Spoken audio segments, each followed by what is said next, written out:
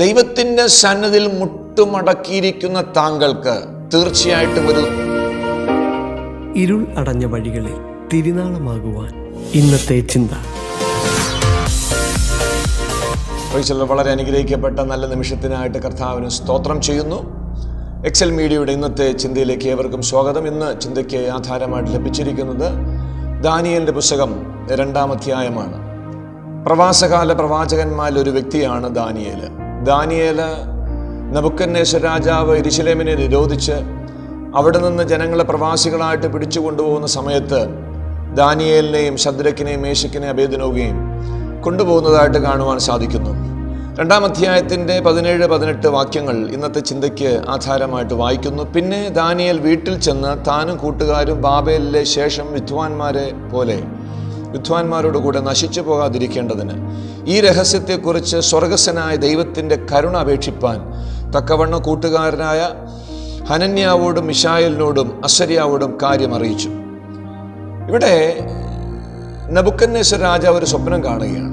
എന്നാൽ ആ സ്വപ്നം നിർഭാഗ്യവശാൽ ആ മനുഷ്യൻ മറന്നുപോവുകയാണ്. സ്വപ്നം അറിയിച്ചാൽ വ്യാഖ്യാനിക്കാമെന്ന് അവിടെയുള്ള മന്ത്രവാദികളും അഭിചാരകന്മാരും ക്ഷുദ്രക്കാരും കൽദേരും ഒക്കെ പറയുന്നുണ്ടെങ്കിലും ഈ രാജാവ് സ്വപ്നം മറന്നുപോയത് കൊണ്ട് അത് പോലും വിവരിച്ച് പറയണമെന്ന് രാജാവിൻ്റെ ആ ആജ്ഞ നിമിത്തം ഒന്നും ചെയ്യുവാൻ സാധിക്കാതെ വളരെ നിരാശരായിട്ടിരിക്കുന്ന ഈ വിഭാഗക്കാരെയാണ് നമുക്ക് കാണുവാൻ സാധിക്കുന്നത്. അങ്ങനെ ആയിരിക്കുന്ന സമയത്ത് ഇതിന് ഉത്തരം കണ്ടെത്തിയില്ല എങ്കിൽ, അല്ലെങ്കിൽ രാജാവിൻ്റെ സ്വപ്നത്തെ വിവരിച്ച് പറഞ്ഞില്ല എങ്കിൽ നിങ്ങളെല്ലാം കഷ്ണം കഷ്ണമായി ശകലിക്കുമെന്നുള്ള ആ ഉത്തരവ് കേട്ടിട്ട് ദാനിയേൽ അല്പസമയം താൻ ചോദിക്കുകയാണ്. സ്വർഗസ്വനായ തൻ്റെ പിതാവായ ദൈവം സകലതും വെളിപ്പെടുത്തുവാൻ ശക്തനാണെന്നുള്ള വിശ്വാസത്തോടുകൂടെ ദാനിയേൽ പ്രാർത്ഥനയ്ക്കായിട്ട് തൻ്റെ കൂട്ടുകാരെ കൂടെ വിളിച്ചു കൊണ്ടുപോയി ദൈവത്തിൻ്റെ സന്നിധിയിൽ പ്രാർത്ഥിക്കുന്നൊരു പ്രാർത്ഥനയാണ് 17-18 വാക്യങ്ങൾ കാണുവാൻ സാധിക്കുന്നത്. തിരുവചനം ഇപ്രകാരം നമ്മൾ വായിക്കുന്നു: 2-3 പേർ എൻ്റെ നാമത്തിൽ എവിടെ കൂടിയാലും അവരുടെ മധ്യത്തിൽ അവിടെ നിന്ന് കടന്നു വരാമെന്നും, മാത്രമല്ല 2 പേർ ഐക്യമത്യപ്പെട്ട് ഭൂമിയിൽ എന്ത് യാചിച്ചാലും അത് നൽകിത്തരാമെന്നും പറഞ്ഞ ദൈവത്തിൻ്റെ സന്നിധിയിൽ ദാനിയേൽ കേട്ട ആ വാക്കിൻ്റെ അടിസ്ഥാനത്തിൽ, രാജാവ് പറഞ്ഞ ആ ചോദ്യത്തിൻ്റെ അടിസ്ഥാനത്തിൽ തൻ്റെ കൂട്ടുകാരോടും പറഞ്ഞ് ഒരുമിച്ചിരുന്ന് പ്രാർത്ഥിക്കുന്ന ഒരു ദാനിയേലിനെയാണ് നമുക്ക് കാണുവാൻ സാധിക്കുന്നത്. എന്ന് പറഞ്ഞു കഴിഞ്ഞാൽ ഐക്യമത്യപ്പെട്ടുകൊണ്ട് പ്രാർത്ഥിക്കുന്ന ദാനിയേൽ. വീണ്ടും നമുക്ക് കാണുവാൻ സാധിക്കുന്നുണ്ട്, ദാനിയേൽ ദൈവത്തിൻ്റെ സന്നിധിയിൽ തൻ്റെ കൂട്ടുകാരോടുകൂടെ ചേർന്ന് ഇരുന്ന് പ്രാർത്ഥിച്ചതിൻ്റെ ഫലമായിട്ട് തനിക്ക് ദൈവം ആ യഥാർത്ഥ സ്വപ്നത്തെ വെളിപ്പെടുത്തി കൊടുക്കുകയാണ്.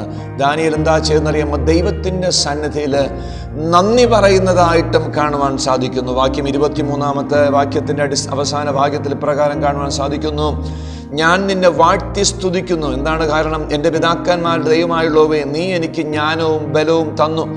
ഞങ്ങൾ നിന്നോട് അപേക്ഷിച്ചത് ഇപ്പോൾ എന്നെ അറിയിച്ചു. രാജാവിൻ്റെ കാര്യം ഞങ്ങൾക്ക് വെളിപ്പെടുത്തിയിരിക്കൊണ്ട് ഞാൻ നിന്നെ വാഴ്ത്തി സ്തുതിക്കുന്നു.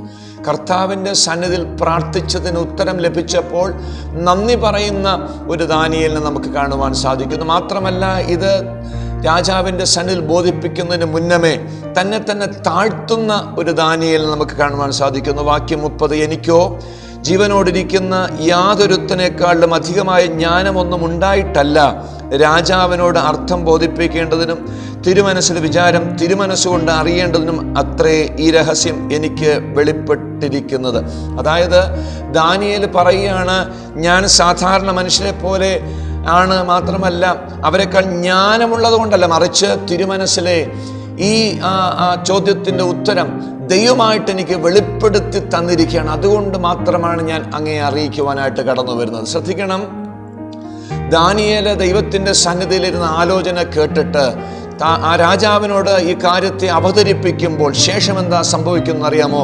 അതിൻ്റെ 46-ാമത്തെ വാക്യം: രാജാവ് കണ്ട സ്വപ്നത്തെ വ്യാഖ്യാനിച്ചതിന് ശേഷം, തൻ്റെ സ്വപ്നത്തെ തനിക്ക് ഓർമ്മപ്പെടുത്തിയതിന് ശേഷം, അതിന് വ്യാഖ്യാനം കൊടുത്തതിന് ശേഷം എന്താ സംഭവിച്ചത്? 46-ാം വാക്യത്തിൽ: അപ്പോൾ നെബൂഖദ്നേസർ രാജാവ് സാഷ്ടാംഗം വീണു ദാനിയേലിനെ നമസ്കരിച്ചു.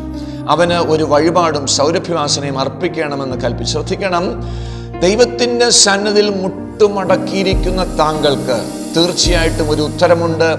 താങ്കൾക്ക് ഇനി മറ്റാരുടെ മുൻപാകെയും മുട്ടുമടക്കേണ്ടി വരത്തില്ല. എന്നെ കേൾക്കുന്ന പ്രിയ സഹോദരങ്ങളെ, ഇവിടെ ദാനിയേല് ദൈവത്തിൻ്റെ മുട്ടുമടക്കി പ്രാർത്ഥിച്ചപ്പോൾ തനിക്ക് മറ്റുള്ളവരുടെ മുൻപാകെ മുട്ടുമടക്കേണ്ടി വന്നില്ല എന്ന് മാത്രമല്ല, രാജാവായ നെബൂഖദ്നേസർ രാജാവ് സാഷ്ടാംഗം വീണ് തന്നെ നമസ്കരിക്കുന്നതാണ് കാണുവാൻ സാധിക്കുന്നത്. പ്രാർത്ഥനയുടെ യഥാർത്ഥ ഉത്തരം നമുക്കിവിടെ കാണുവാൻ സാധിക്കുന്നു. എന്നെ കേൾക്കുന്ന പ്രിയ സഹോദരങ്ങളെ, ആര് ദൈവത്തിൻ്റെ സന്നിൽ പ്രാർത്ഥിക്കുമ്പോഴും ഐക്യമത്യപ്പെട്ടുകൊണ്ട്, നന്ദി പറഞ്ഞുകൊണ്ട്, തന്നെ താഴ്ത്തി ഏൽപ്പിച്ചു കൊടുത്തുകൊണ്ട് ദൈവത്തിൻ്റെ സന്നിൽ ഏത് വിഷയത്തിന് വേണ്ടി പ്രാർത്ഥിച്ചാലും അസാധ്യമായിരിക്കുന്ന സകല വിഷയങ്ങളെയും നൽകിത്തരുവാൻ, ഉത്തരം നൽകിത്തരുവാൻ സർവശക്തനായ ദൈവം ശക്തനാണ് എന്ന് ഈ തിരുവചന ഭാഗത്തിലൂടെ നമുക്ക് മനസ്സിലാക്കുവാൻ സാധിക്കുന്നു. ഈ തിരുവചനങ്ങളാൽ, ചിന്തകളാൽ സർവശക്തനായ ദൈവം നമ്മെ മാനിക്കട്ടെ, അനുഗ്രഹിക്കുമാറാകട്ടെ എന്ന് പ്രാർത്ഥിച്ചുകൊണ്ട് വാക്കുകൾക്ക് വിരാമം കുറിക്കുന്നു.